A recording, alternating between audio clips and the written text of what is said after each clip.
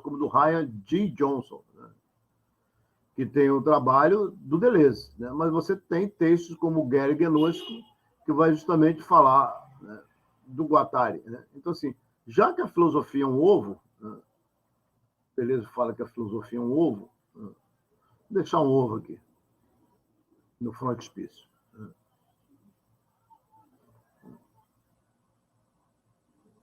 Então, mas ao mesmo tempo que você fala que a filosofia é um ovo, né? Nós podemos dizer dos estoicos, né, e sobretudo Crisipo, né, quando ele é um filósofo que, diferentemente dos outros filósofos, né, eles vão apontar, né, o que os filósofos estoicos, né, o Crisipo ele vai se ocupar muito com a questão da lógica. Né.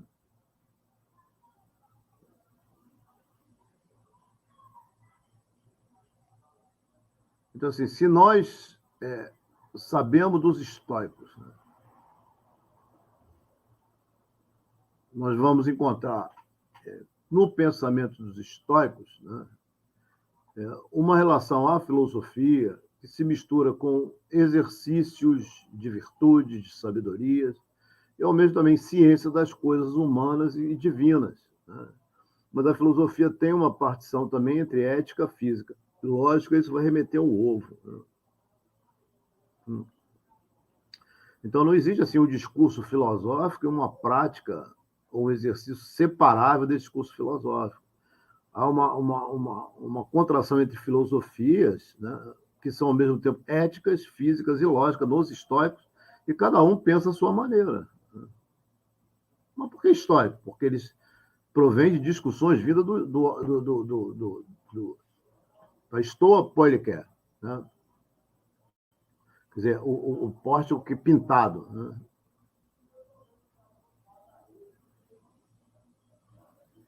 Então, assim, várias discussões apresentam, né? E o Crisipo é um filósofo que ele tem, nessas discussões que se apresenta, uma relevância, porque ele vai dar muito sentido ao que se diz sobre as coisas. Né? Então, se nós inicialmente tínhamos uma sabedoria, e o sábio, numa distinção para com o filósofo, o sábio teria, digamos assim, a verdade, o saber, e o filósofo procuraria, né, através de problemas que os forçam a fazê-los, né, a fazê-la na busca, a fazê-los buscar, né, a verdade. Né. Então, a filosofia ela deixa de ser definida apenas como aquilo que prepara a obtenção da sabedoria, né, mas também um exercício, né, que implica uma indistinção entre ética, física e lógica. Então, um modo de vida, um modo de pensar, uma potência de agir. Me parece que esses filósofos, dos filósofos que se aproximam mais dos históricos do moderno, é o Spinoza. Né? É o Spinoza. O Spinoza me parece que é o mais radical de todos os filósofos, porque ele não tem conchavo. Né? O Spinoza ele pensa e trabalha e mantém a sua firmeza, a sua potência, a sua virtude ética. Né? O Nietzsche também, né? Agora, o Spinoza é o mais difícil de ser apropriado, né, pelas forças nazistas, fascistas, racistas, machistas e homofobistas. Né? Então, se pensa exercícios, né, a partir de virtudes que passam pela ética, pela lógica, no sentido de estudos da ética, da lógica e da física, essas três partes, né, o modo como você estuda o convívio, o modo como você estuda os cuidados do corpo e o que se diz nos convívios sobre os corpos de outrem e das coisas. Né? Então, assim, quando nós tratamos do mundo, nós fazemos física, né? E sobre o que o mundo contém. Né? Quando nós dedicamos a vida humana das pessoas em contato com não humanos, nós temos a ética, a ecologia mental, social, ambiental. E a lógica, ela vai dizer respeito não propriamente à razão, mas àquilo que nós dizemos sobre as coisas. E aí aparece a dialética e aparece a retórica, no domínio da lógica, do estudo da lógica.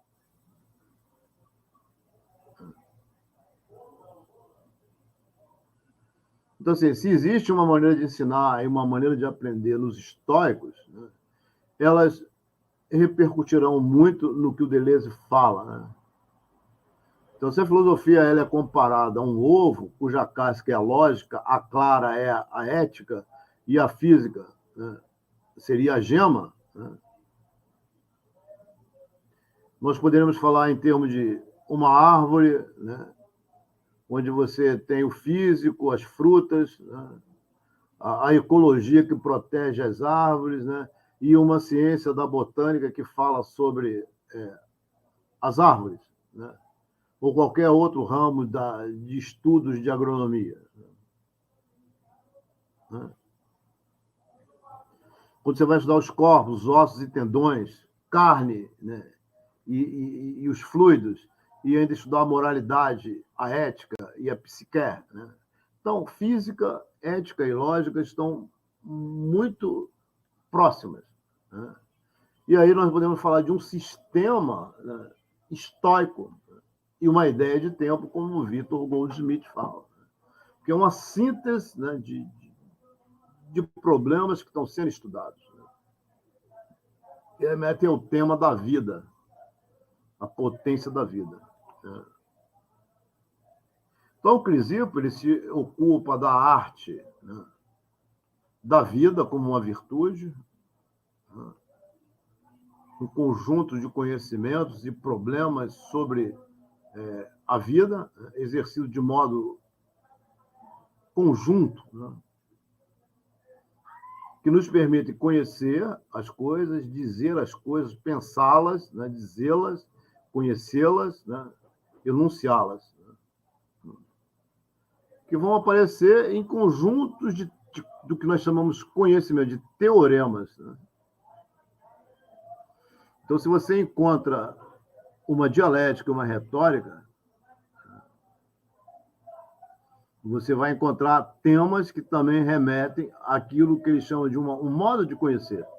Né?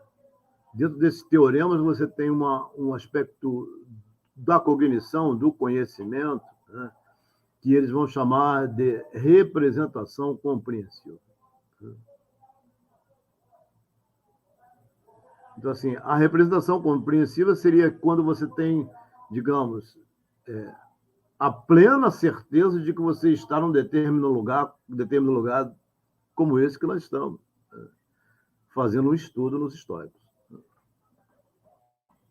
Então, assim, pensar a distinção entre retórica e dialética, entre representação e representação compreensiva, pensar os exprimíveis, uma teoria do lugar. Né?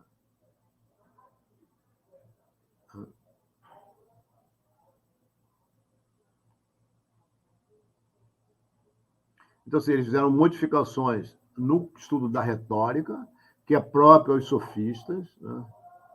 Você tem o estudo da própria dialética, que não vem somente de Platão, mas é não de Eleia. Então, assim, e ainda o problema da oratória, como discursar em público. Né? E, além disso, os estoicos vão trazer uma teoria, é uma teoria que são dois critérios, né? Dentro de um campo chamado um campo das representações compreensivas. E no campo da lógica, há a distinção entre retórica e dialética. Então, assim, quais são os critérios que nós temos para nossas decisões? E parece que é uma brincadeira, que hoje, quando você vai falar de determinadas pessoas, brigam com você. Né? Então, gente, assim, quando Deleuze e Guattari eles falam em psicanálise e transversalidade, eles estão falando não de indivíduos, mas de grupos que atravessam a instituição e que fomentam, através do ensino, o fascismo, o racismo, a perseguição à comunidade LGBTQIA+, aos pobres, aos nordestinos. E eles querem impor, né, alguma coisa como se eles fossem a própria realidade e eles não entendem o que nós estamos tratando aqui, de uma relação entre o ontológico e o transcendental. Né? Então, nós estamos trabalhando a nível de seleções, mas não de seleções do pretendente, seleções da potência, aquilo que potencializa o povo. Então, existem regras facultativas, existem regras de funcionamento das instituições, das máquinas, que promovem um campo expressivo e, sobretudo, um campo de pós-mídia, né? Onde você tem que justamente selecionar aquilo que vem te despotencializar. Né? Então, alguém com apoio de grandes tecnologias para espionar as pessoas, né? Porque está dentro de um governo, pode fazer isso? Né? Não, não pode fazer, porque você não pode ter um governo para prejudicar as pessoas. Né? O governo ele é eleito para justamente potencializar as vidas. Não importa quem seja. Né? Então, aqui vem uma dicotomia, uma fricção entre o campo social e o Estado. Né? Entre o que vem a ser democracia. Democracia é só você voltar, você vender seu voto para ganhar um dinheiro e botar no poder um grupo de políticos mal intencionados que vêm prejudicar a população. Então, assim, como as nossas impressões sensíveis, que são armazenadas no nosso corpo, na nossa mente, né, podem formar noções de altas complexidades, né, inclusive a superstição, que pode ser alguma coisa triste, que pode ser alguma coisa turva que nos impede de alegrarmos. Né? Então, como é isso? Né? Como é isso? Né? Então, assim, o que em nós temos como condição, capacidade de armazenar impressões, sintetizá-las, modificá-las, revivê-las, né? Mas também como é que nós temos uma potência de produzir um afeto, né, que ultrapassa a própria representação, a alucinação, o delírio. Né? Como o Guattari mostra, né, quando ele fala de uma depressão, né, e o Guattari ele vai falar de buraco negro, então nós estamos trabalhando muito essa questão do buraco negro, que atrai todo tipo de matéria, de energia, de luminosidade, mas também o buraco negro ele lança jatos de partículas luminosas. Então, a nossa vida não seria sempre esse jogo perto de um buraco negro, nós estaríamos sempre caindo quase que numa depressão, mas, ao mesmo tempo, nós temos uma potência muito maior para sair desses estágios, né? E nos livrarmos de tudo aquilo que quer retirar nossas vidas. Então, assim, se nós temos experiências do vazio, no sono, na embriaguez, na proximidade da loucura, isso daí são movimentos de acreção, são movimentos de cair próximo de um buraco negro e aquilo que os astrofísicos chamam de spaghettification. O Red Hot Chili Peppers tem uma música chamada Californication. A música do momento agora é Spaghettification. Spaghettification. Porque é justamente você ser pressionado, achatado verticalmente, né, e puxado horizontalmente, tornando-se um macarrão. É o capitalismo que faz isso, é o sistema moral, é a nossa vida. Você vive 90 anos dentro desse sistema.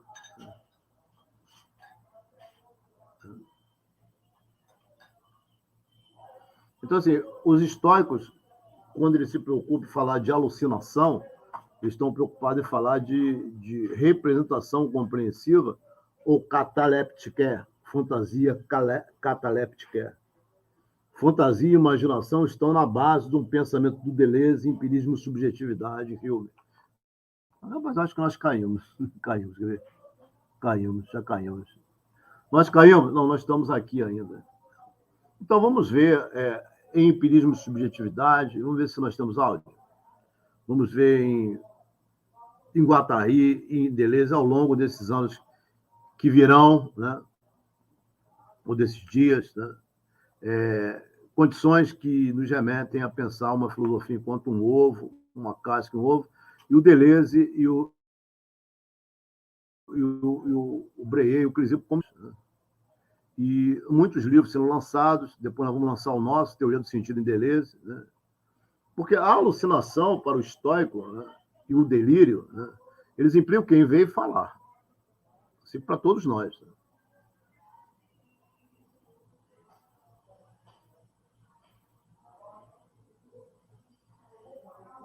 Então, assim, como é que é o lance da alucinação com a fantasia cataléptica? Quando um alucinado ele diz que ele está vendo um elefante entrar dentro da sala. E aí? Ele está vendo, tem sentido, nós compreendemos o que ele está falando, mas não tem um referente. Não existe, mas tem sentido. Então, essa representação que ele tem é uma representação compreensiva. Para ele, para nós, não é. Então, o que modificou no campo de apreensão das impressões do alucinado e do delirante que fala, que fala, que fala, que fala? Então, quando nós falamos, nós temos a certeza que nós estamos durante a noite, está chovendo, nós temos uma representação compreensiva se realmente está chovendo e se realmente é noite.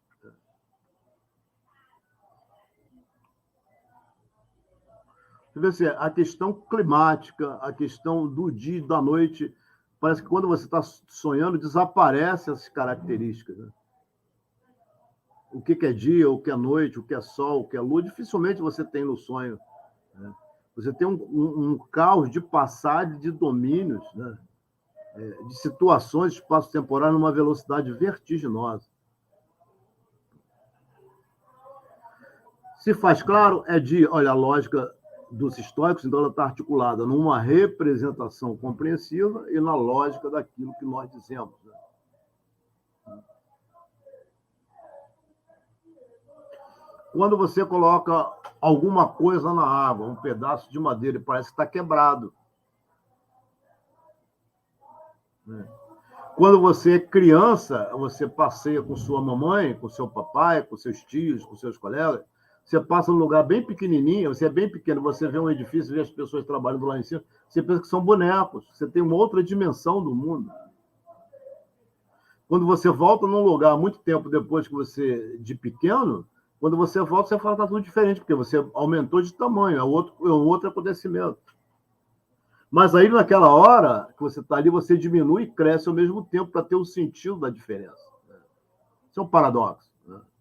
A diferença é justamente isso, é aquilo que te espanta, que te deixa em perplexidade. Eu mudei, eu cresci. Não é você que mudou ou cresceu. Não é você que mudou ou cresceu. É que o acontecimento é outro. O acontecimento ele cresce e diminui ao mesmo tempo. Você pode ter crescido, mas o acontecimento ele cresce e diminui ao mesmo tempo. Ele é paradoxal. É a diferença que gera o sentido para as significações. Ah, agora eu estou aqui e eu cresci.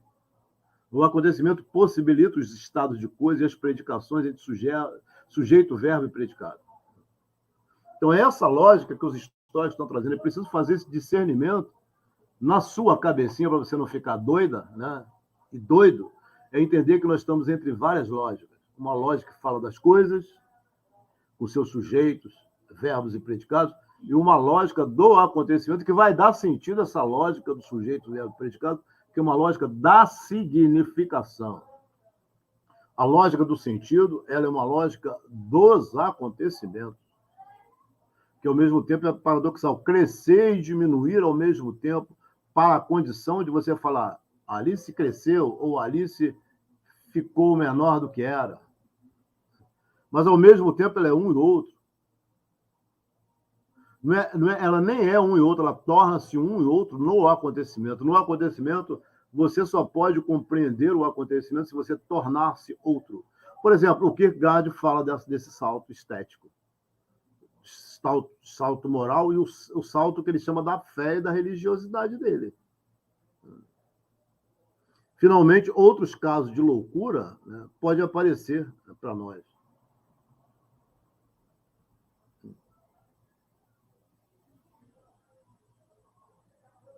Então, assim, se você pegar o Orestes, né, Orestes, uma tragédia, dialecta de Eurípides, o Orestes ele vê monstro enquanto está sozinho. Olha só, isso é uma alucinação. A sua irmã, Electra, ele representa de uma forma monstruosa. Então, tudo isso nos permite entender por que Crisipo parece restringir falsas representações a ilusões dos sentidos.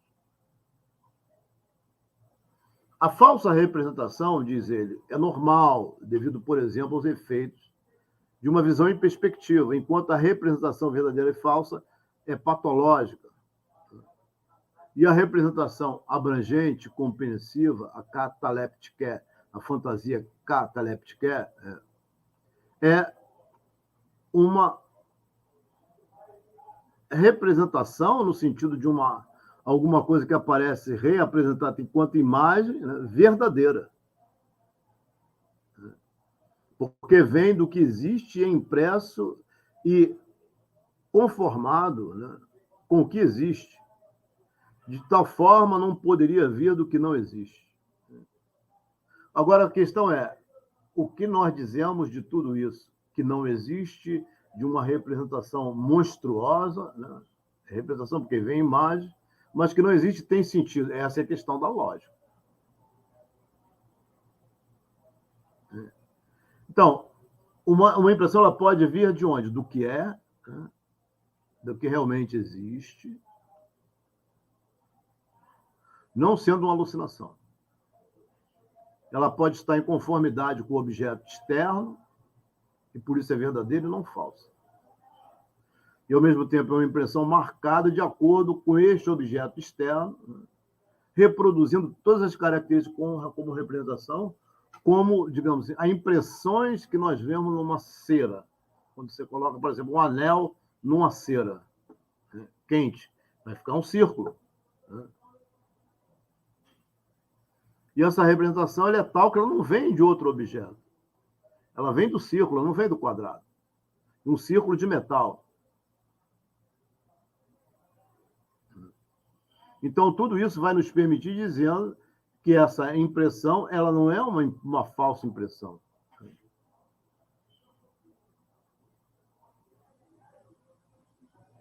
E o Crisipo ele vai lutar contra os platônicos para dizer que uma representação falsa, como ele dizia, né, ilusória, poderia sempre passar por uma representação do entendimento. Não, o Crisipo vai dizer que não.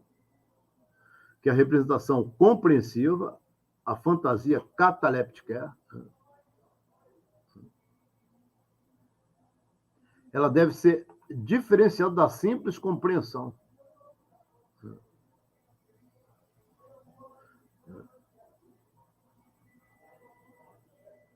Então é preciso entender que não é uma questão de uma mera passividade, de você compreender que as coisas têm impressão, é como é que você vai agir, né, de modo a levar uma representação compreensiva a cabo. Né? Ela não é apenas uma compreensão de que existem coisas, mas tem coisas que você seleciona para agir de acordo com elas. Né? Então, se você tem um fenômeno que ele te imprime, né, uma determinada ideia, né? Uma ideia é uma impressão enfraquecida, digamos assim. Você tem, então, que é uma compreensão. Mas existem outras impressões que te levarão a agir em direção a elas. E quando essas representações, ou essa fantasia cataléptica, que é uma representação compreensiva, te faz agir em relação a elas, você tem o quê? Você tem um sentido de orientação na vida. E aí você pode dizer dessas coisas que elas te potencializam, que elas são bons encontros, que elas te fazem melhor. Né?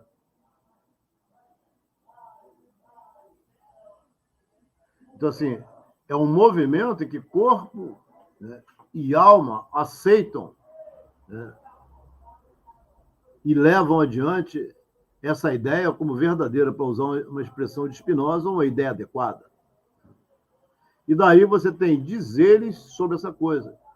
Você me faz tão bem, você me faz tão bem. Ou essa coisa é boa, hein? Porque eu tendo para ela. É boa não porque eu julgo, mas é que eu tendo para ela. Então, não somos nós que colocamos um predicado sobre uma coisa, é a coisa que se expressa dessa maneira que se compõe com a nossa existência, e a nossa existência se compõe com aquela coisa. Então, se alguém ele dá um assentimento, ou ele consente uma coisa falsa ou incerta, né, ele tem o quê? Ele tem um assentimento fraco ou uma opinião. Ele não está fazendo filosofia. Né? Mas, se, por outro lado, você consente, né, em agir em relação a uma concepção compreensiva, abrangente, uma fantasia cataleptiqué, você possui um entendimento. Né? E esse sentimento ele é o fundamento da ciência, da episteme, que é um conhecimento inabelável da psique, ou um conjunto, ou um sistema, ou um ponto de partida para você falar sobre esse acontecimento que envolve as coisas. Então, assim, os estoicos dizem que o sábio ele não tem opiniões, ele tem representação compreensiva, ele age de acordo com aquilo que o potencializa.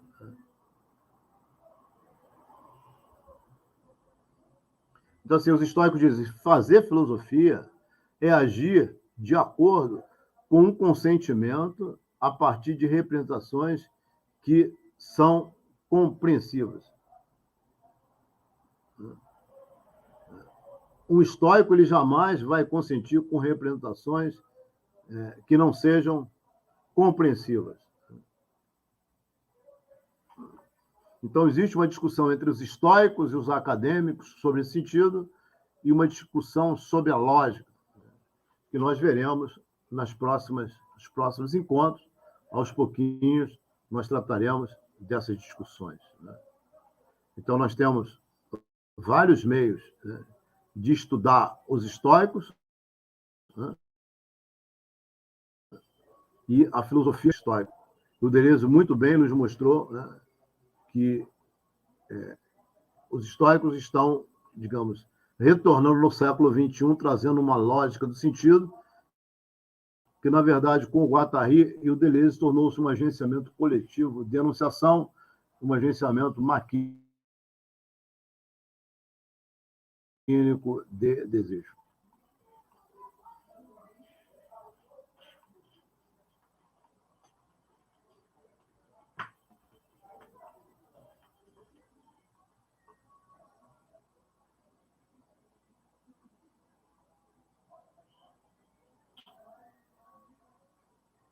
Spinoza, Deleuze, Guattari, Spindelga, Careia.